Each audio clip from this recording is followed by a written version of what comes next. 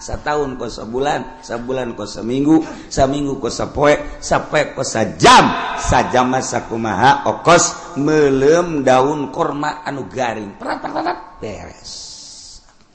Perasaan urang di akhir zaman, engke Kangjeng Nabi perasaan manusia di akhir zaman geus deukeut datang Imam Mahdi, neta teh cepet jasa. Kuari geus hampir kabehan nyaritakeun cepet. Kahiji. Disusul kedua, yang mukjizat Kangjeng datang ka kos kitu teh nyaritakeun masih kana jauh ribuan tahun ku Kangjeng Nabi geus dicaritakeun. Di akhir zaman sabada terasa cepat ku kabehan zaman bakalna cuaca genjlong. Cuaca genjlong teh artina nu ngaran usim hujan, nu ngaran usim panas. Musim hujan diisi ku panas, musim panas diisi ku usum hujan, sehingga sulit bagi petani untuk menerka musim hujan iraha. Sebab terjelas hujan, teu diperkirakan bulan eta hujan baik. Teu diperkirakan bulan eta bakal teu hujan, teu diperkirakan bakal hujan, henteu jadi genjlog waktu. Eta geus tereh deukeut Imam Mahdi datang. Nu paling deket engke setahun hujan teu eureun-eureun. Hujan beta mengacrek bae hujan ke eureun sajam 2 jam mendung deui hujan. Ke eureun sajam 2 jam 5 jam aya genep jam eureun teu hujan ke hujan deui ngacrek bae hujan. Ke aya 12 jam teh hujan berarti sapoe tapi mendung ke beuting na hujan atau peuting teu beurang hujan setahun kitu bae cuman eta hujan teh lain. Bismillahirrahmanirrahim. Karasa urang cicing di dunia ku betah-betahna hingga urang geus aya di pertengahan bulan Sya'ban. Tanggal 1 Sya'ban jatuh hari Selasa menurut hisab qat'i. Menang 3 darjah, 45 jadi hampir 4 darjah kurang 2,5. Maka lamun urang nanggalkeun rawahna Salasa dihitung datang ke pertengahan Salasa Rebo Kemis Jumat Sabtu Minggu Senin Salasa.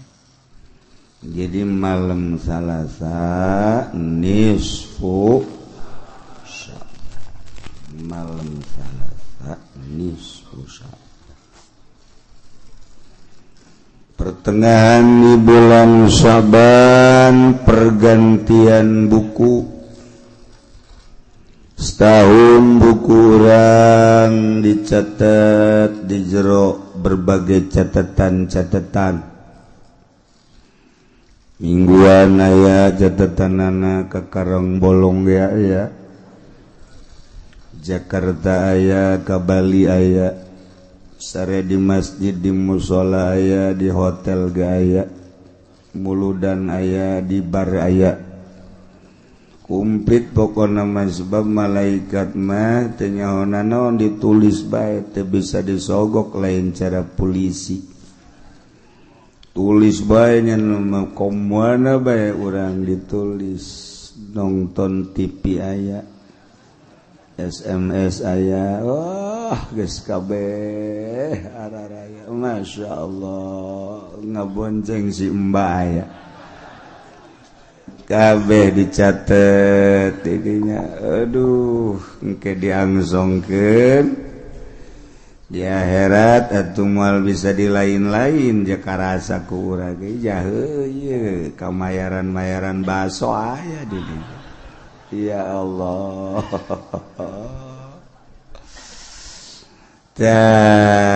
tahun pas nisfu Sya'ban buku nuti nisfu itu datang ke ayeuna diangkat ku Allah turunkeun deui buku nu anyar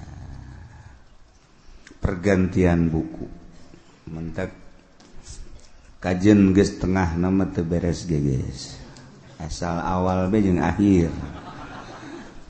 Jadi engke diperiksa ku malaikat awalna Yasin tungtungnya Yasin selamat guys lah beres. Asa awal aya Yasinan di akhir aya Yasinan di tengah na kudu kabar teu mungkin cek ya. Guys ya mah langsung bae guys. Tuh kan untung urang.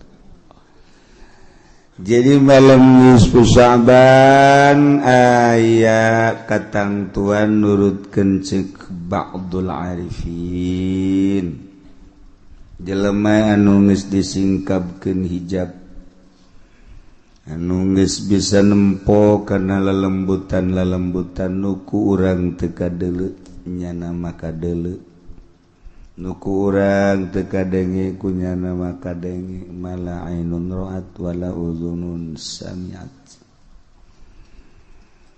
geus dederean manehanana dedengean manehanana geus kaditu bae nyana mah ka alam nu itu alam nu langgeng ai urang mah ka dieu mah di dieu bae sebab urang mah disebutna ge keur molor.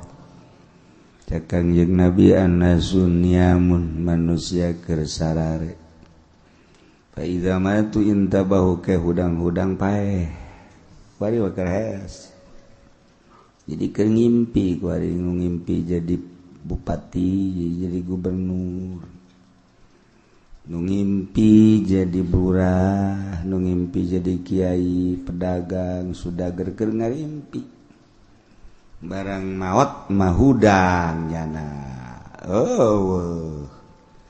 gubernur eueuh bupati eueuh camat eueuh lurah eueuh jang ngimpi kamah geusan barang maot mantap bisa rajul pangjore-jorena jelema anu intabaha ba'dal maut nu hudangna sabada maut pangjore-jorena jelema teh hudang-hudang kakarak maut hudang-hudang sabada dapat jore jasa jadi nu bagus wa kuari ieu urang hudang tempo ka alam barzah alam akhirat ieu urang kuari keur gigisik ieu kuari ngaranna cicing di majelis keur gigisik encan aya hudang mah kakarak gigisik haju kawudukan haju leuwih parah barang diuk di majelis lain hudang merongkol ieu urang kuari keur gigisik garana kakarak deuk hudang nempo ka alam itu. Nah nisfu Sya'ban maca Yasin minimal 3 balik dibacana sabada salat maghrib memeh Aisyah di dieu pergantian buku lamun nu bisa maca Yasin 3 balik perorangan di imah di mushola di masjid berjamaahkeun mangga kumaha ngeunana penting maca. Aduh cenah kiai kula mah teu bisa maca Yasin ya. Oh mun teu bisa maca surat Baqarah we. Teu komo eta. Yasin ge nu batur bisa ieu henteu. Atuh komo surat Baqarah. Atuh kulhu salila maca Yasin bareng-barengnya na diukna ngan nyama maca qul huwallahu ahad Allahus samad sampai selesai. Kulhu ge cenah kula mah teu bisa aja. Parah jasa berarti mah ya. Parah kulhu ge teu bisa ya. Aduh parah jasa. Lamun kulhu teu bisa lam yakunil ladzina kafaru. anu normal gitu talar lah aku nil komonya nah lamun teu talar berarti macana Fatihah bae awas yang ngomong teu bisa deh bae geus pamustungan jelema teu bisa Fatihah acan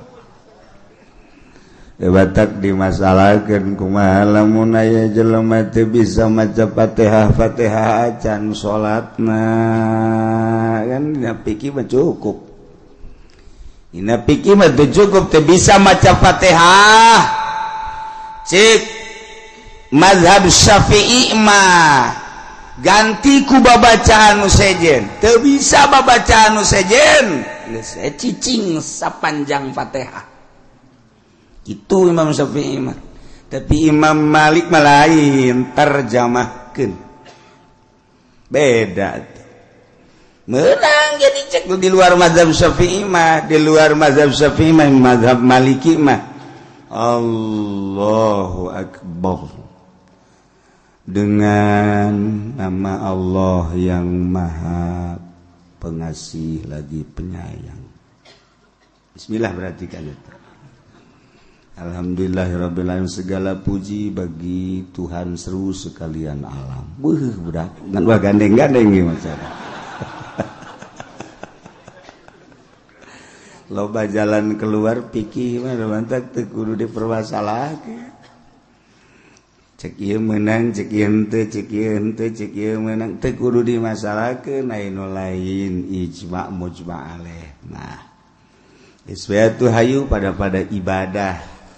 Hakikat da ibadah mah ja urang teh ruh awak masa kadar kurungna doang ngan sanajan bari jeung ruh salila kurungna normal tetep kudu dibawa teu bisa roh doang sia salat ja aing mah kadeureuk ku sia teu salat ja heueuh kunaon teu salat aing mah roh doang aing mah di imah bae ngedeng sakeuna.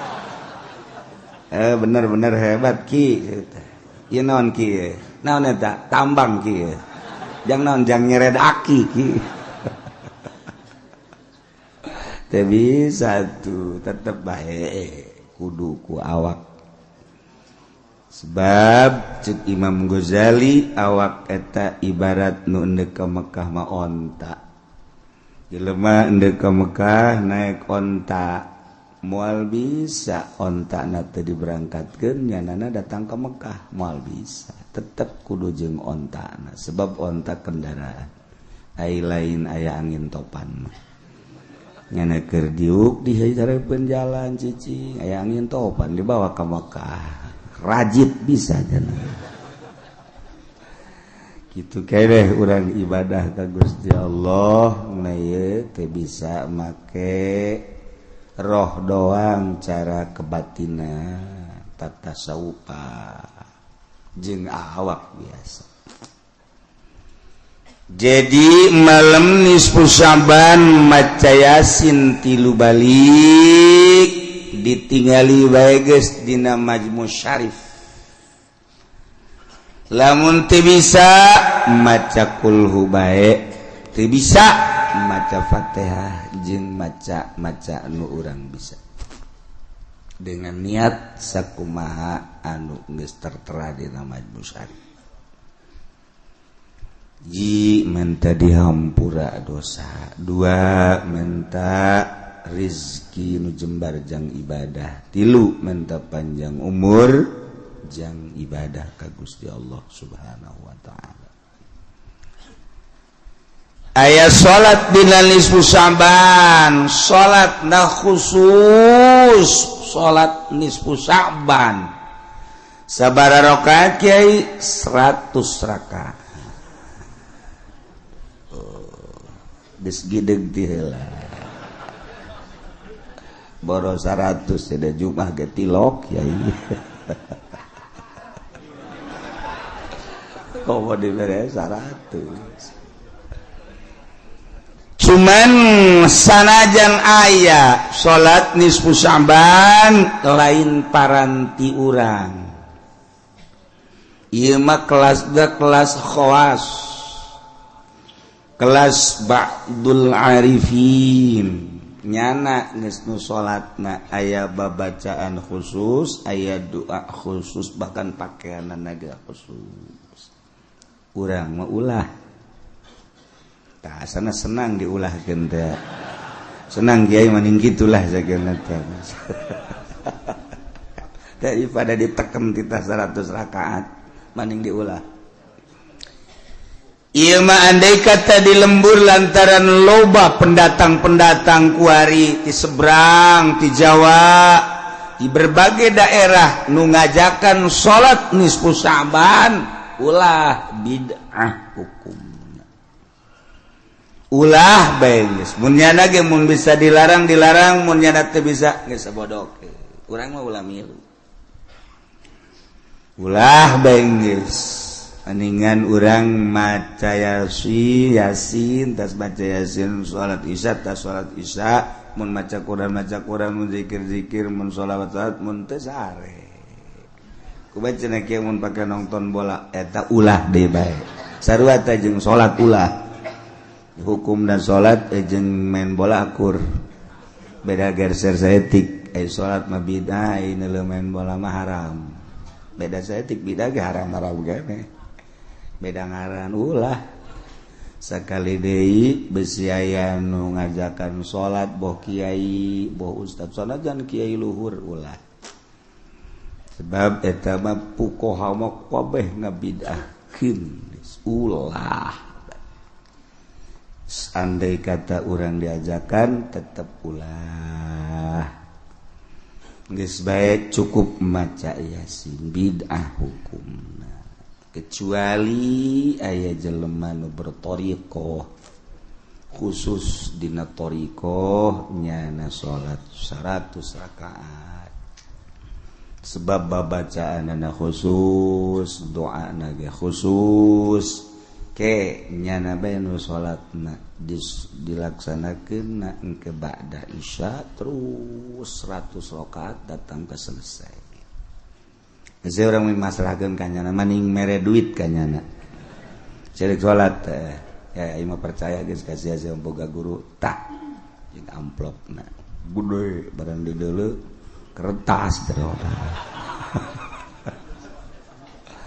ulah urang baca ieu bae di bejaan teh hari urang lembur Tangerang nama moal aya tiba heula ge Tangerang, Serang, Pandeglang, urang asli nawaungan barang loba pendatang besin neko-neko nyana ngajakan ulah geus malam Salasa nu ngitung tanggal hijina Salasa nisfu Sya'ban nu nanggalkeun Rebo misalna atuh malam Rebo kuat teh cenah kiai kula mah maca yasin neuk 2 peuting malam Salasa maca malam Rebo baca sia neuk unggal peuting los terus teh kudu 2 peuting terus maca yasin bahkan jeung beurang-beurang mah maca yasin terus masalah jadi Bandung mah model di Tembong Sari jeung Sajabana aya nu 2 makena nisful awal jeung nisful akhir malam Sabal 15 malam ke-16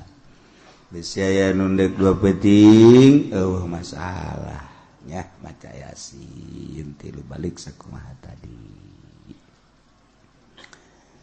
ai engke Ramadana ira ulah makananya ke Ramadan sia cenah kula moal ngaji engke terakhir atuh sabodo sia ai ngajakan henteu ngaji sia deuk gaji deuk henteu kumaha sia bae ulah sok aing ti heula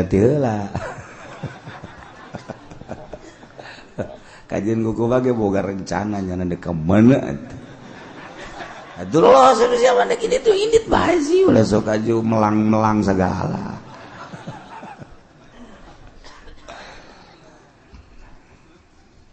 sabada ki musannif nyaritakeun tentang syarat jadi pemimpin nu jumlahna aya 10 hiji syarat jadi pemimpin teh kudu beragama Islam status muslim teu meunang kafir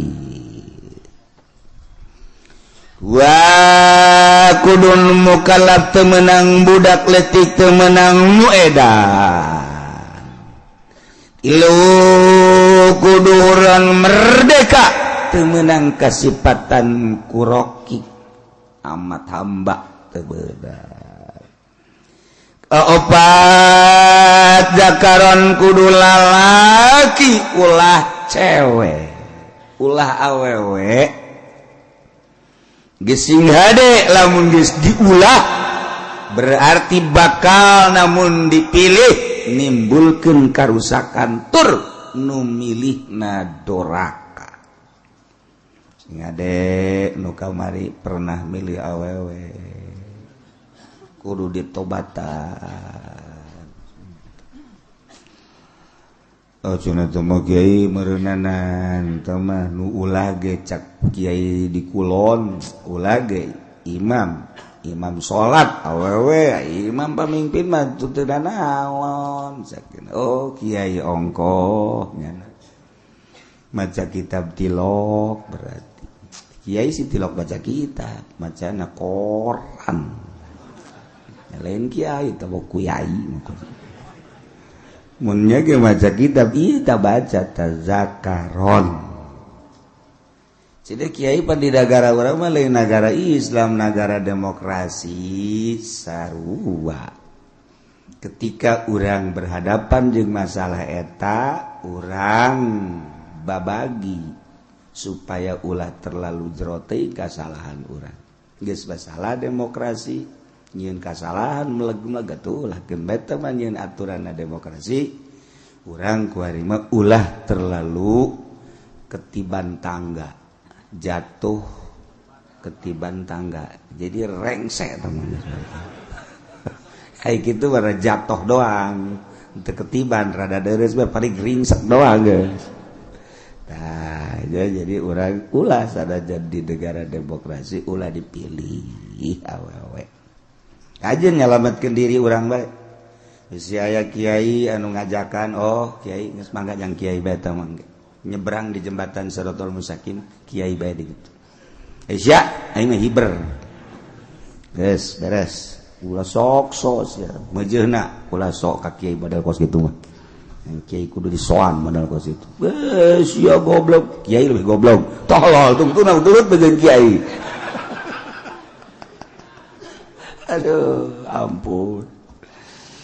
Kelima kudu bangsa Quraisy maksudna aya benang merah jalur kepemimpinan kudu boga jiwa pemimpin mun teu boga jiwa pemimpin rusak negara acak-acakan. Kagenep adlan kudu nu adil benar-benar teu mementingkeun diri sendiri nyana siap untuk membangun bangsa jeung negara. Aya tanda-tanda keadilanana. Sebab kadele kurang hiji mun naik mobil kacana tilok ditutupan. Mana coba teangan pemimpin anu teu nutupan kaca moal aya. Dua mun boga rokok nyana teh kadele masyarakat nah hayang ngarokok kajen teuing nyana teu ngarokok rokona dibikeun ka masyarakat. Tah eta kan ngeunaheun kana hatena. Meunang we satahun pajakna dicokot, rokok dibikeun pajak dicokot. Blon. Nu jelas kudu adil. Urang neangan adil hese. Ketujuh mujtahidan. Pinter berarti. Sebab itu negara lain desa-desa acat. Berarti loba konflik anu kudu dipecahkeun permasalahan anak. Nyana teu kudu tuh nyatanya deui. Andai kata nanya hanya sekedar perbandingan jeung ilmu nu aya di otak nyana. Supaya lancar ieu negara kudu mujtahidan. 8 syuja'an kudu gede wawanen gagah. Ulah nu pelya-pelye gagah ngindaheun urang boga pamimpin nu gagah. Kumis gede mantap. Hehehe janggotan, cambangan. Jadi urang ngeuleuh tanjak da ge asana betah urang. barang neuleuh presiden atau raja orang ya ini mah beti kali kumisan janggot sama ulah datang ke kos gitu itu bagus mun kunjungan ke Arab bisa didungling gitu. Sujaan kudu nu gagah 9 zaroin yang kaharep sing ade yang kaharep si ayang ke kaharep jang diri orang bae salametkeun tanggung jawabna ke di akhirat orang maka ditanya engke ieu mah nunggeus mah geus bae geus tanggung ka neraka geus nunggeus mah geus ieu nu endek bae endek nah deuleu ku urang mana nu gagah lalaki geus menaya aya we ulah lalakina nu gagah pinter eta nu dipilih ku urang kajen nyalametkeun diri urang bae eleh menang sabodok aing mah geus sakitu ta pemikiran aing teh ya lantaran engke ditanya di akhirat jehe kumaha gitu 9 zaroin ngabogaan pemikiran nu luas wawasan anu jero nu luas sebab negara 10 boga dedengan sampurna dedeluan sampurna ucapanana sampurna hartina teu balelo ulah ro jeung al sarua cadel ngalana mal beres atuh ro jeung lam kudu beda ro lam lamun akur engke teu bisa sifat anu wajib di Allah kasifatan ku sifat basol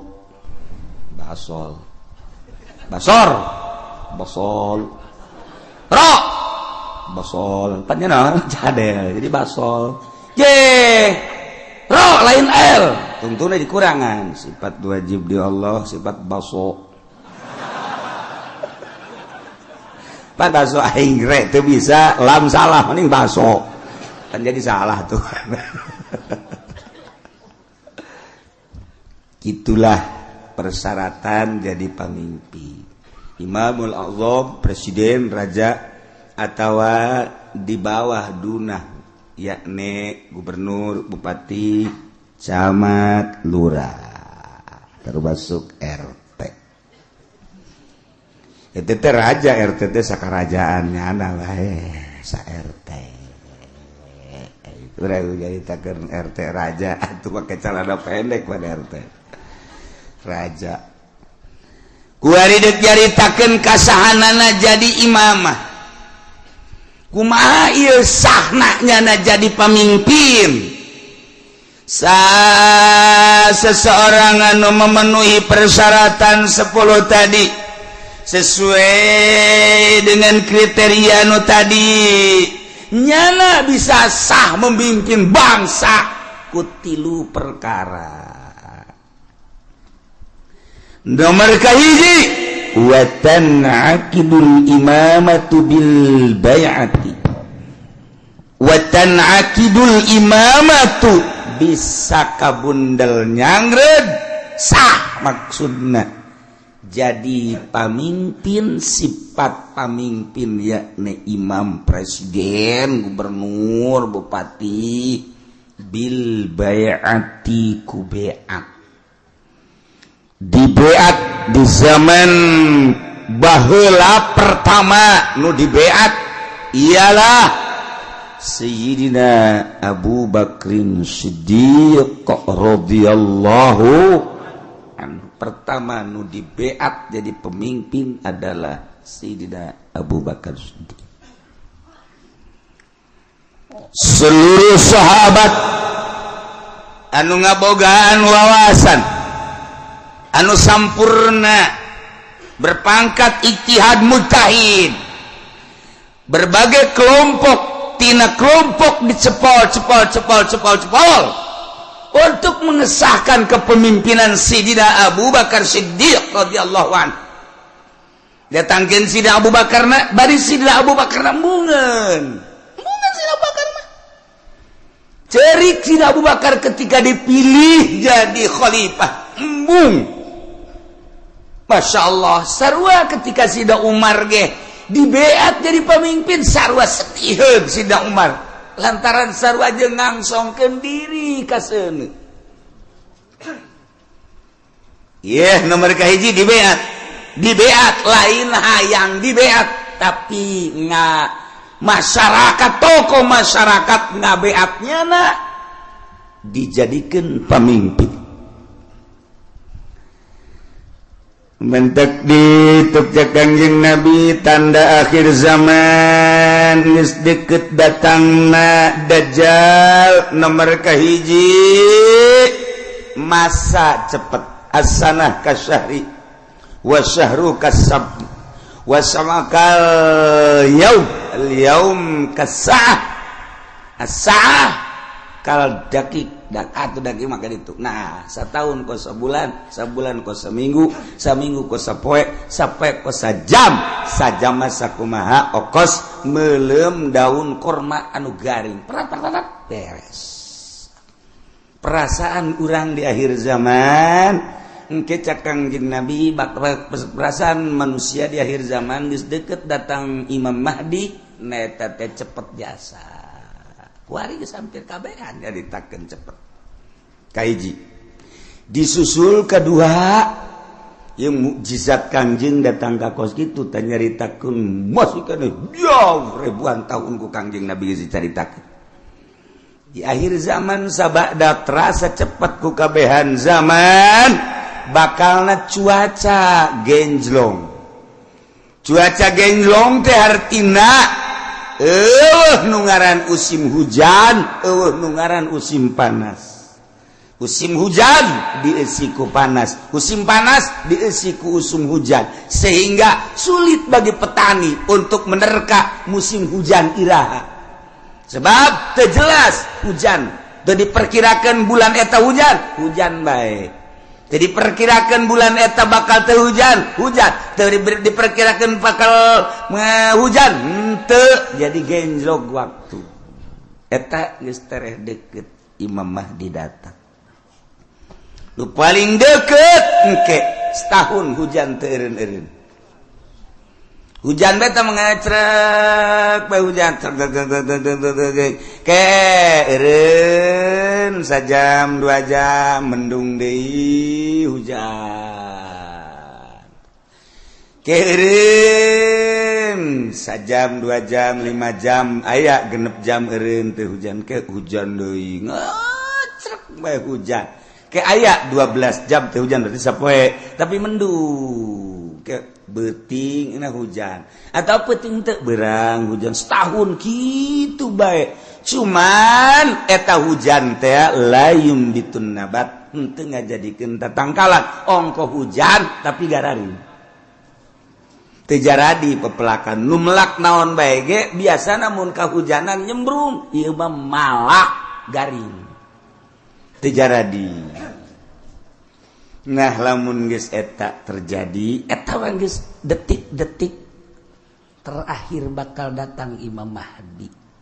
Kuari mah kakarak datang ge ka hiji perasaan cepet zaman, nomor kadua waktu geus ada ngagenjlog kuari. Musim hujan, musim panas. Mata Kangjeng Nabi masyaallah ieu mukjizat Kangjeng Nabi. Kula wasok mutalaah ni mujizat pohara geus karasa kuari. Tinggal ngecrek hujan. Engke aya suara ti berbagai pelosok. Di kaler aya suara seperti suara ki trompet. Atawa suara ti kidul. Atau ti kulon suara ti wetan atau ti jerotan aya suara gesekan atau suara ti luhur ieu ge sarua geus tereh datang. Nah ieu ngecrek hujan ti Kangjeng Nabi bakal ngecrok tapi teu jaradi tatangkala panas ongko usim hujan tapi panas. Okos urang naik mobil mewah tapi kesangan. Slobapan gue naik mobil dah mau Fortuner, AC-na gede. Tapi di jero mobil kesangan. Sebabnya di udag-udag hutang. mobil lagi ngriditan hutang kawin mah aya 3 aya 4 nah ngan dibobodo kabeh ge ku duit na ngahutang di bank nah ieu ke di akhir zaman baru dah jeung ke baroga hutang kabeh Masya Allah peneleuan hadis Kangjeng Nabi akhir zaman geus rada loba di antarana engke jelema lalumpatan menuju neraka. Kangjeng Nabi di akhir zaman mah kabeh jelema lalumpatan menuju neraka. Sahabat caricing bae. Maksudnya salah tante Kangjeng Nabi ngomong nyarita. Kangjeng Nabi balik deui ngomongna di akhir zaman mah jelema lumpat kabeh ka neraka. Percis kos kuya mun dibahasakeun urang mah. Kos kuya ngagejeburkeun diri ka cai. Kuya di luhur aya naon bae gerbek brus kuya mah kacai aya naon gerbek brus ta ieu masyarakat manusia di akhir zaman percis kos kuya nyalametkeun diri kacai ieu ge lalumpatan ka neraka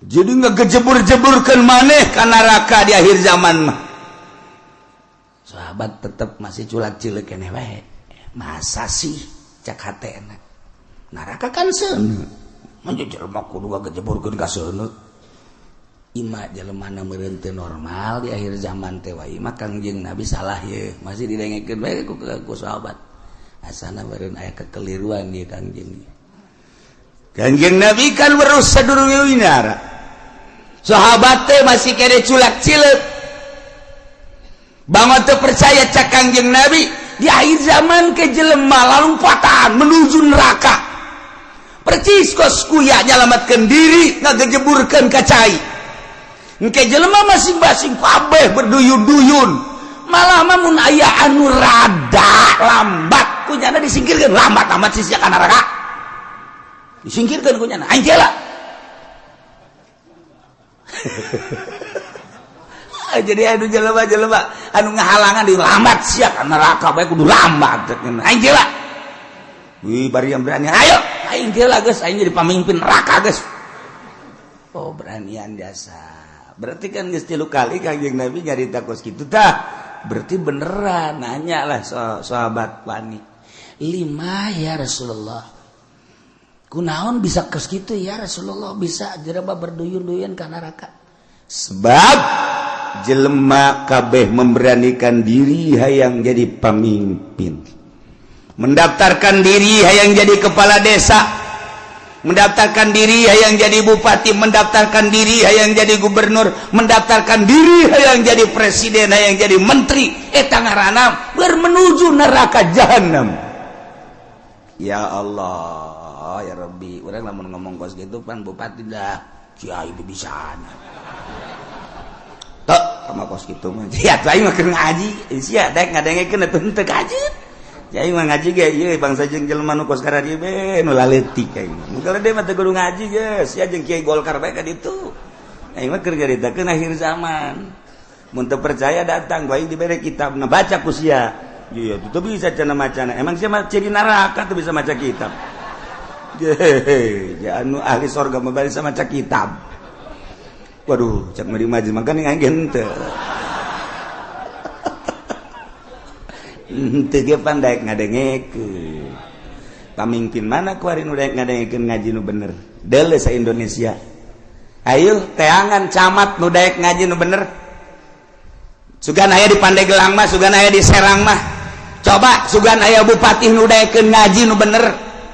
Nu bener ieu mah maksudna ngajina nu bebeneran Al-Qur'an jeung hadis beneran. Ya, ceuli aing sumpungkeun. Asal aya bae ge. Mana gubernur ieu mah ngaji bae heula ulah ngalaksanakeun ngaji nu bener mana eueuh mantak aing ngomong kos kitu teh bibisaanan teh mah kiai sakeun teh ya tuh kaja nih bibisaan aing terus ya teu percaya sia atuh babagi bae ge di akhirat dah surga mah lain nu ki uci anu pangeran aing mah wau jeung pangeran goblok ya gue ini sombongannya lah sombongan gitu mah mejeuna pajar baik bener bae sombong lah tangkorak sia. Nah ieu mah keur carita di akhir zaman eta Kangjeng Nabi deuleuh lah dikena kitab Mukjizatur Rasul di akhir zaman aya kitabna beuli geus mah jang pamimpin bae beuli sia mah teu kudu lah cukup ngadaengkeun di aing geus ya Kiai Golkar tilok ngomong nu kitu pan Kiai partai tilok aing ye gua ngomong ye berduyun-duyun jelema menuju neraka kaget sahabat salah ngomong meureun Kangjeng berduyun-duyun jelema ka neraka asana lain meureun berduyun-duyun jelema ka neraka aya anu mandeg disikirkeun awas ya ayo sia mah ka nerakana halangan aing oh berarti bener cek sahabat lima ya Rasulullah kunaon lantaran jelema memberanikan diri hayang mimpin batur puguh diri nage bobolokot ku dosa dek mimpin batur pan di zaman Kangjeng mah asal aya nu hayang we nyekel bendera memimpin perang ulah cek Kangjeng Nabi berarti aya gorod di balik mimpin perang aya keinginan nu tersembunyi di jerona ada udang di balik aduh ya ongkos nulungan rangda eta teh ada udang di balik rangda eta Kanjeng hukum aya rangda ketabrak sepeda di ais eta teh lain sangais-gaisna mun ditanya karunya jasa ketabrak sepeda cakna isukna aya nini ketabrak motor diantapkeun ku nyana goblok taji pendi blon antawang dia di ais korek ada udang di balik eta aduh masya Allah nah iya ge jekel bendera ketika hayang teh cek Kangjeng Nabi aya gorod ketika embung karak ya masya Allah mulus berarti nah jelema di akhir zaman teh anu memberanikan diri hayang jadi pemimpin berarti nyana keur lumpat menuju neraka jahanam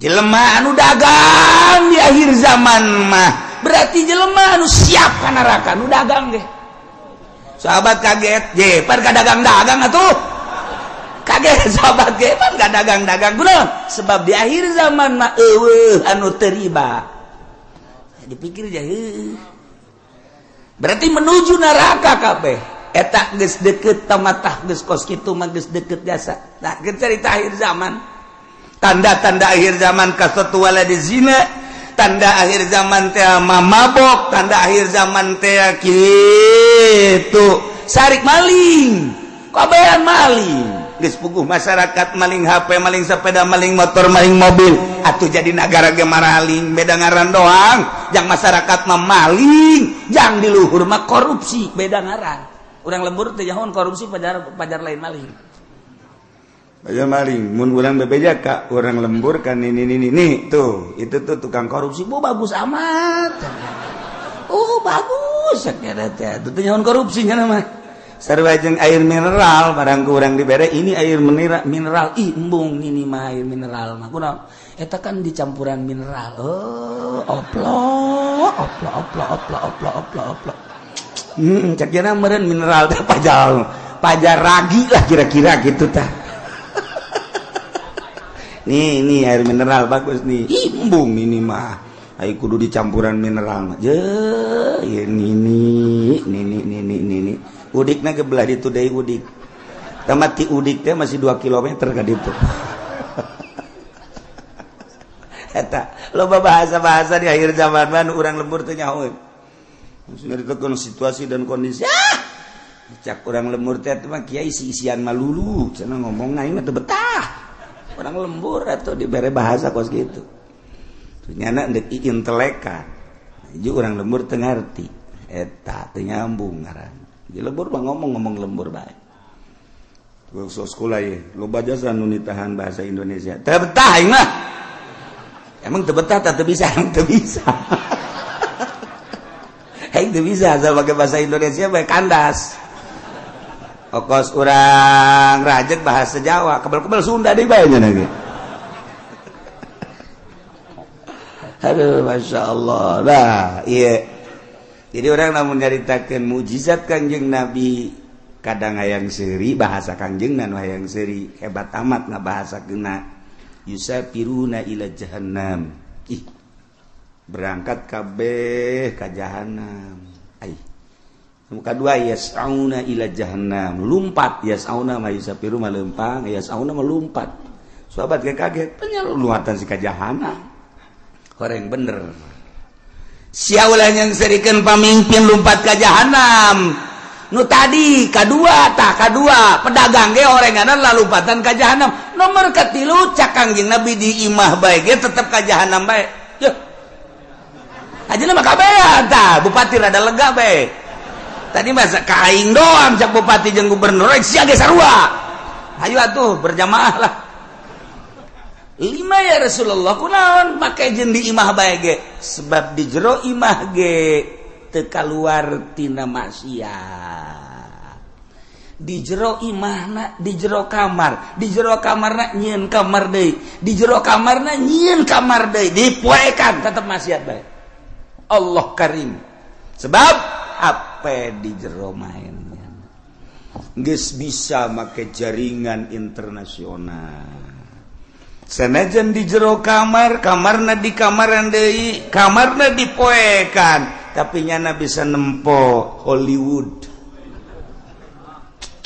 Di jero kamarna di kamaran deui, dipoekan, tapi nyana keur aya di Hollywood.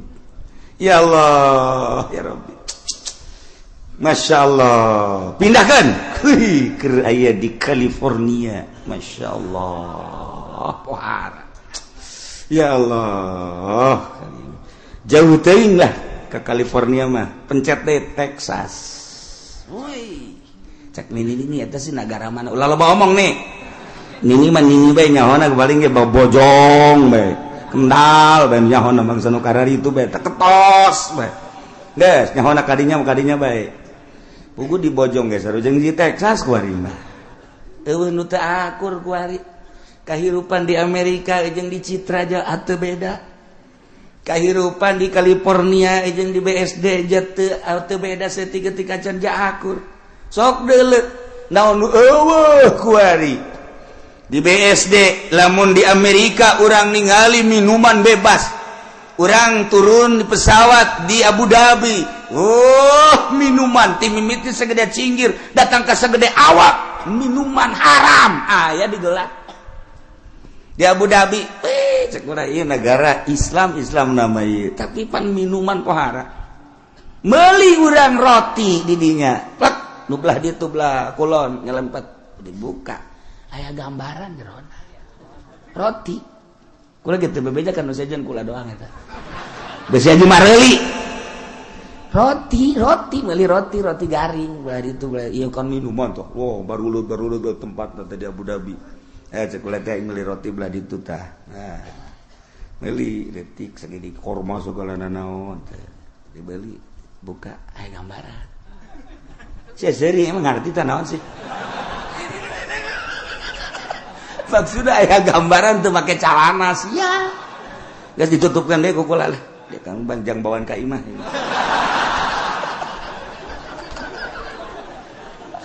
Masya Allah Karim. Itu beres. Haji caritana ye, kan hayang ngarokok, kan teu meunang ngarokok bebas. Ayalah tempat-tempat di bandara teh, di ditu hiji, di dieu hiji dia ya, karena ada sepi di dia ya. Ulah asup ka dinya.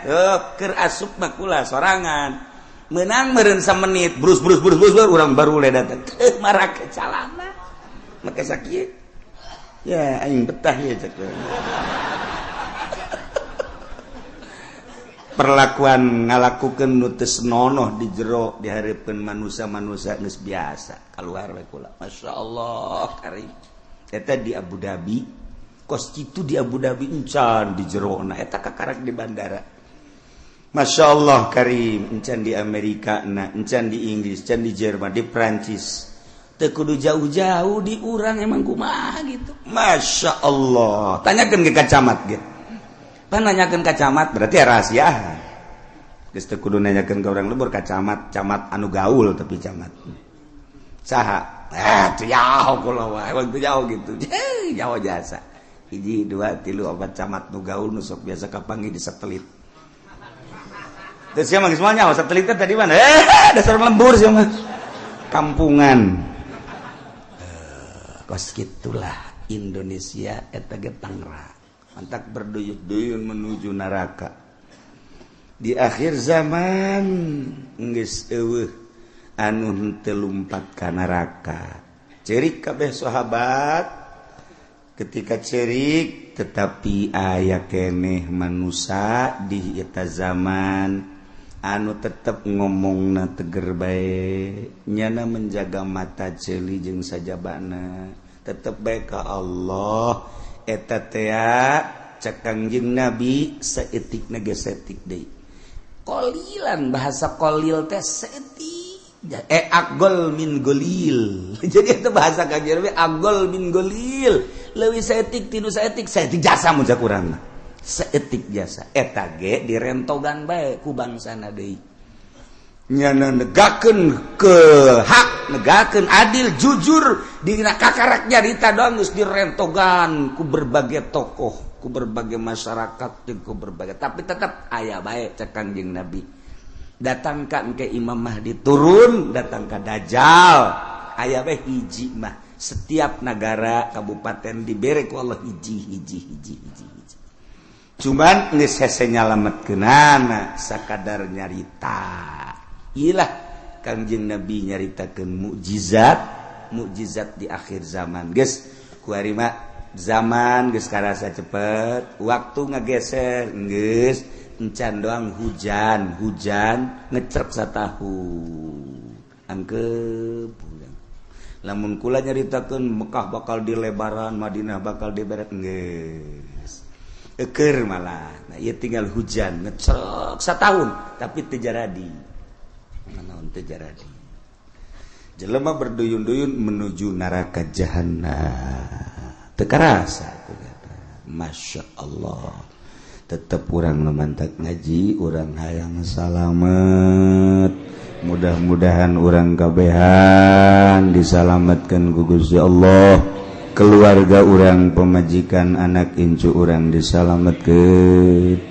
pamimpin urang geja eta mah ku nafsuna ieu ketika nyana ngaragap nurani nama tetepnya lagi ceurik sarua bae hayang salamet mudah-mudahan dibere babalik pikir kemudian nyana bisa ningali ka arah anu salamet amin ya rabbal wa tanakidul imamatu bisa sah jadi pamimpin jadi presiden bil bai'ati ku di bai'at wal asahu nurutkeun cekal asah bai'atu ahlil hilli wal iqdi saha minal ulama'i war ru'asa'i wa wujuhin nas alladzina yatayassaru ijtiba'uhum artina nu milihna teu kudu keseluruhan nagara nama bentukna khalifah tapi praktek memilih nama bai'at kulantaran bai'at teh aya bai'atu ahlil hilli wal iqdi berarti aya pemilihan demokrasi sebab ketika harita nu hendak dipilih diangsongkeun 3 tokoh lain bae Sidina Abu Bakar Siddiq aya 3 cuman nu dipilih Abu Bakar Siddiq berarti kan hampir mirip secara demokrasi pemilihan nama dipilih biasa nah ieu keur carita memilihna wal asahu bai'atu ahlil hilli wal iqdi henteu kudu keseluruhan masyarakat nu buta dituntun nu torek dituntun nu nini dituntun teu kudu jadi dipilih per desa sabaraha nu boga wawasan untuk maju lamun sakecamatan sabaraha desa pilih per desa teh mun sadesa aya 18.000 manusia kemudian diperkecil deui ku ari mah di kitu naon ngaranna dipekarkeun jadi 8.000 atau 7.000 per desa eta nu 7.000 tingali per kelompok-kelompokna sasi nu boga wawasan untuk maju ieu teh jang keselamatan bangsa jeung negara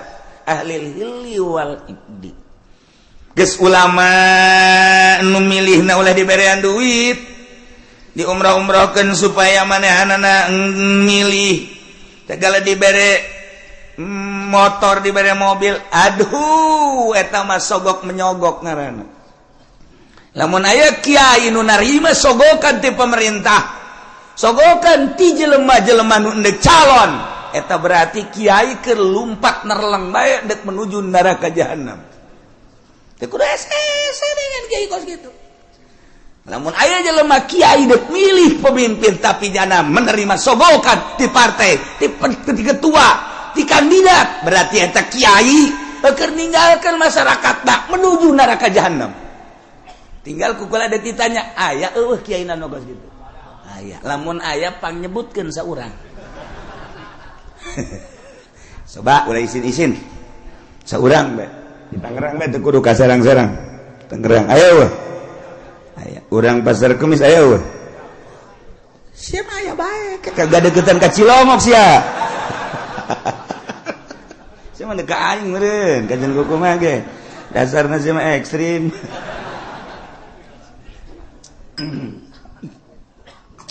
Nah, ulama nu milihna boga wawasan.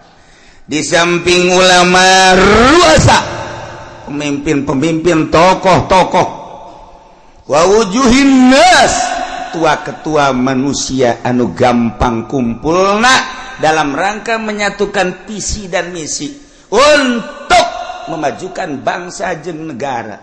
Masya Allah nu milihna nu kos kitu yes kuari maka simpulanana bae wa syartuhum sifatus syuhud syarat jelema nu endek mengangkat kepemimpinan ulama tokoh termasuk kitu kepala-kepala kampung dan lain-lain sebagai berbagai lapisan masyarakat anu dianggap mempunyai wawasan syaratna sifatus syuhud sifat saksi nu kira-kira nyana jadi saksi sah berarti kasifatan minal adalah wa gaya nu milihna kira-kira santai jadi saksi sah berarti ngabogaan sifat adalah eta jadi ente sakabehna ieu mah kabeh kita milih nu embung dibere duit anu embung ge dibere mobil keuna ngeungkeuy milih ka ditu dipaksa karana eta kos kitu mal beres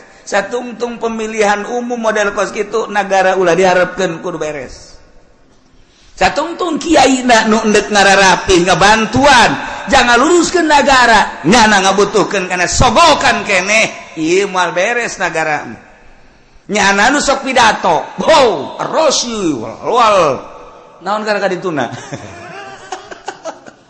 finar cek nyana ya ar-rasul murtasi finar nyogok nyung narima sogok ka neraka hulu nyana tas dibere motor mio nya cekal huluna heuy ai sia ngomong goblok ieu ngomong teu bareres goreng kiai okos jelema di kota Allahu akbar aya naon Allahu akbar pas azan Allahu akbar hes ai tiap tadi Allahu akbar beratas itu Allahu akbar wayah azan hes tekan teu beres eta geus balikan urang ngaji kuari hudangkeun awak urang nu keur hes supaya gigisi tempo gerak ka alam barzah ulah neuleuan batur awak urang bakal dibaringkeun di alam barzah eueuh nu dibawa kabeh ge sugih teu dibawa gagah teu dibawa kabeh ngan awak urang we jeung boeh dibukakeun ieu na ditempelkeun pipi urang kana taneuh sakadar urang gagah sakadar gagah keur hirup paeh mah geuninganan kos kitu sugih keur hirup paeh mah geuning kos kitu baring baik bentakeun mata hate urang aing teh bakal kos kitu kabeh nu daek milu rekan-rekan ngan sakada datang ka bibir kuburan pemajikan jeung anak datang ka bibir kuburan doang pemimpin urang kepala urang mun urang bawahan ngan datang ke bibir kuburan doang selesai ditutup kuburan urang sorangan di jero tanggung jawab urang bakal datang amal-amal urang bentakeun mata hate urang eta. Nah lamun geus bentak itu kan rada dijaheuh horengan eta ngaranna bentak udang ngaranna geus inget kanu bogana ka Allah Subhanahu wa ta'ala. Nah iyalah di negara Islam cara memilih pemimpin di beat cara ngabeatna cek awal asob beatu ahlil hili wal ikdi ngabeatna ahlil hili wal ikdi yakni minal ulama war ru'asa wa wujuhin nas ulama-ulama jeung pemimpin-pemimpin jeung tokoh-tokoh masyarakat anu mudah berkumpulna untuk menyatukan visi dan misi dalam rangka melajukan bangsa jeung negara syaratna sifatus suhud kudu sahnyana jadi saksi berarti kesifatan ku sifat adalah ulah kabehan memilih jam milih nage nya nama henteu boga wawasan henteu boga wawasan jang ngemajukeun umat bangsa jeung nagara teu boga pikiran kumaha ieu bakalna lamun dipimpin ku seeta negara urang perpolitikan perekonomian perbudayaan leuwih agama lamun urang geus nyaritakeun agama kan mayoritas di Indonesia mah urang geus korban Jakarta geus dipimpin lain ku muslim tapi ku kafir teu beurang di jero urang kaya musliman eta geus bentuk kasalahan mangga bae ieu negarana demokrasi kan tetep bae urang teh hese ngayakeun muludan di Jakarta cobalah gubernur dipersilakan untuk nyambut aja nyanang ke kumaha nyambutna wih sebuah nirwana lain Kangjeng Nabi nyarekeun nirwana golok ya nyaritakeun rajaban panggil coba mal bisa jadi geus eueuh agama mah macet sedangkan Indonesia mayoritas agama atuh kudu dihormati mayoritas kajian kumaha ge nu mantak ti baheula di urang mah negara demokrasi terpimpin teu murni henteu bisa nuturkeun Amerika langsung ka pusat ka ditu secara utuh sebab lawan mayoritas Islam loba ulama loba wali-wali aya kesenjangan atuh lamun kos kitu sebab lawan paling istimewa agama mah Islam sebab di Islam mah kabeh merasa terhormati Kristen dihormati ku Islam mah Buddha dihormati ku Islam Katolik dihormati pokoknya masing-masing tetapi anu bercokol memimpin tetap kudu Islam nyana tetap dinaungi tingali riwayat para khalifah tingali riwayat para khalifah khulafa ur-rasyidin kabelah dieuna mentak 35 tahun masa kenabian masa kekhalifahan kemudian ka dieuna sultan kabelah dieuna mah kabelah dieuna cek Kangjeng Nabi sabada eta geus kali itu acak-acakan nya khairul qurun qarni terus mayali ali nah berarti Kangjeng Nabi terus sahabat tabiin tidinya ka dia acak-acakan urang di zaman acak-acakan tapi masih keneh bisa maca Quran maca tafsir ieu ge anugerah ti Gusti Allah Subhanahu wa ta'ala di zaman akhir anu geus lain lalagaan urusan riba urusan keadilan geus eueuh kejujuran geus eueuh tapi tetep bae aya keneh nu beunta saurang-saurangan di negara aya komo di masyarakat mah teu rusak kabeh sakieu geus alhamdulillahirabbil alamin salamatkeun diri urang eueuh nu ngarunyaan ka diri urang iwal ti diri urang batur mangan sakadar huhahehe doang mantak Tuan Syekh Abdul Qadir kedatangan tamu setelah kedatangan tamu nyaritakeun cintana ka seseorang seri Tuan Syekh datang deui tamu nyana nyaritakeun cinta ka seseorang seri geus beres ngobrol nyaritakeun cinta nyaritakeun bendu kasih anu mah cinta kasih anu bendu kasih anu cinta kasih anu bendu cek tuan Syekh cinta ente jeung bendu ente tetep neraka jahanam kunaon emang sebab cinta jeung benduna lain lillah aya kepentingan urang resep jasa ka tokoh nu itu pohara emang kunaon mantak resep sok merean bae aing bendu jasa kasih itu kunaon pelit tuh kan aing resep biasa ka kiai itu batu emang kunaon kiai itu mah naon bae ge meunangnya nama itu soalnya mah meunang bae anu mengkredit meunang segala meunang kalau deposito meunang aing geunaheun kadinya aing bebarengan jigana nonton bola tah kiai mah kudu kos kitu internasional aing resep jasa ka janama benduna kasih itu bendu jeung resepna kabeh lain lillah sarua jahannam masyaallah dah ieu nomor kahiji jelema diangkat jadi pemimpin melalui pemilihan di BAT dipilih ku ahli hilli wal ikdi nu milihna ulama ruasa wujuhinas yakni nu kasipatan ku sifatus suhud sifat adalah sahnyana jadi presiden lantaran dipimpin ku jelema-jelema ku tokoh-tokoh ku bangsa-bangsa anu ngabogaan wawasan tur ngabogaan sifat keadilan nyana mimpina dengan prima ngeunaheun teu calece nomor kedua wa bi istikhlafil imam wallahu a'lam